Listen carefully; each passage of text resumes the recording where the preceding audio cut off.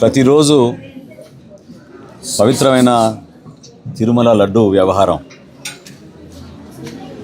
ప్రజల్లో ఒక ఆలోచన మళ్లించడానికి ఇదేదో రాజకీయ పార్టీలు కక్ష సాధింపుగా లేదంటే వ్యక్తిగతంగా గౌరవ ముఖ్యమంత్రి గారు చంద్రబాబు నాయుడు గారి పైన మా పార్టీ అధినేత రాష్ట్ర ఉప ముఖ్యమంత్రి పవన్ కళ్యాణ్ గారి పైన అనేక మాధ్యమాల్లో వైఎస్ఆర్సీపీ నాయకులు వీళ్ళు చేస్తున్న ప్రచారం చూస్తుంటే చాలా ఆందోళన కలిగిస్తుంది. అసలు నైతికంగా వీళ్ళకి మాట్లాడే కనీస హక్కు కూడా లేదు.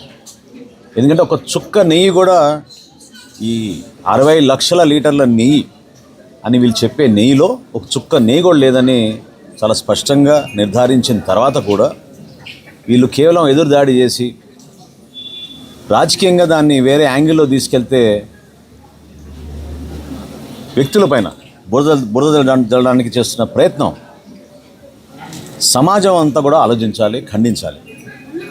ఇది ఏదో పార్టీల పరంగా లేకపోతే ప్రభుత్వంలో దీని కక్ష సాధింపు కోసం తీసుకున్న చర్య అనే భావన ప్రజల్లో కలిగించడానికి కోసం వీళ్ళు చేస్తున్న ప్రయత్నాన్ని కూడా మీరందరూ కూడా గమనించాలి. అనేక సమావేశాల్లో పవన్ కళ్యాణ్ గారి ఆలోచనలు ఏ విధంగా హిందూ ధర్మాన్ని మనం కాపాడాలి, హిందూ ధర్మాన్ని కాపాడాలంటే ఇతర మతాలని కించపరచడమనో లేకపోతే వాళ్ళ ఆలోచనలకి గాయాలుపరచాలనో కాదు. కనీసం భక్తుడనే ఆలోచనతోటి ప్రతి వ్యక్తి ఇది మన బాధ్యత, ఇంత పొరపాటు జరిగింది, దీన్ని ఏ విధంగా ఒక ప్రక్షాళన జరిగి రాబోయే రోజుల్లో ఇటువంటి పొరపాట్లు ఇంకొకసారి జరగకుండా ఒక్క తిరుమలలో జరిగిన ఈ అంశం పైన ఈరోజు లోతుగా ఎందుకు అందరు చర్చించాల్సిన అవకాశం ఆలోచన రావాలనే దానిపై నేను ప్రయత్నం చేస్తున్నాను.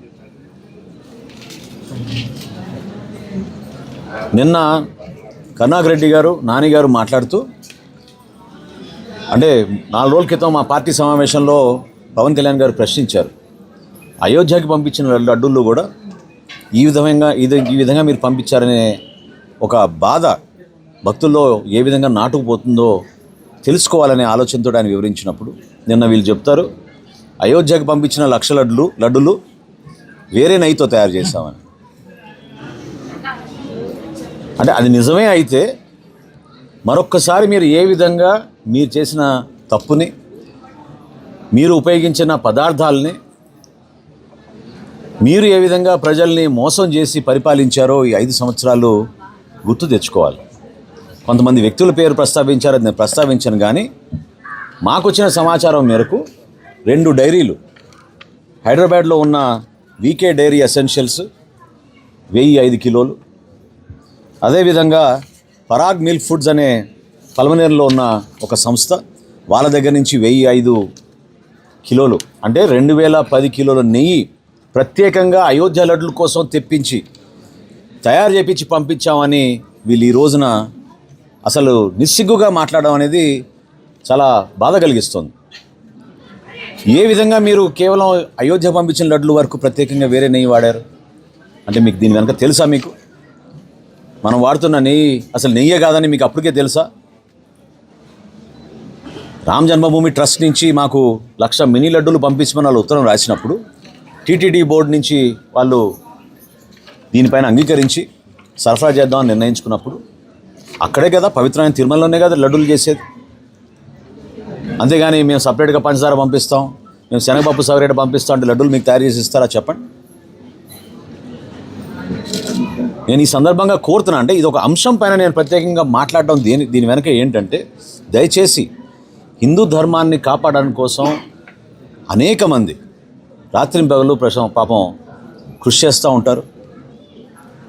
ఎంతోమంది మఠాధిపతులు, పీఠాధిపతులు అనేక దూరమైన ప్రాంతాల్లో కూడా పర్యటించి వేల సంవత్సరాల నుంచి వాళ్ళు పడిన కృషిని ఈరోజు మనం మర్చిపోకూడదు. దయచేసి ఇప్పుడైనా సరే ఈ పెద్దలందరూ కూడా ఒక వేదికగా ఏర్పాటు చేసి పార్టీలకు అతీతంగా, ఇది పార్టీలతో సంబంధించిన అంశమే కాదు, ఇది పరిపాలనలో గౌరవ ముఖ్యమంత్రి గారికి ఒక రిపోర్ట్ అందిన మేరకు చాలామంది భక్తులు గతంలో ఆవేదన వ్యక్తపరుస్తున్నప్పుడు తిరుమల పర్యటించినప్పుడు పవన్ కళ్యాణ్ గారి దృష్టికి కూడా చాలామంది పెద్దలు వచ్చి చెప్పడం జరిగింది.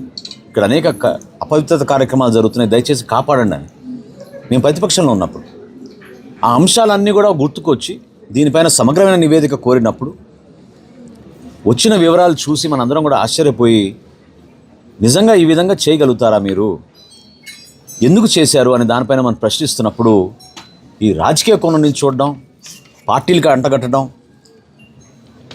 పార్టీ అధినేతలకి అంటగట్టడం, ఇదేదో వ్యక్తిగతంగా ఒకరిపైన ఒకరు దాడులు చేసుకుంటాం అనే విషయం తీసుకెళ్ళడానికి చేస్తున్న ప్రయత్నాన్ని మనందరం కూడా ఖండించాలి.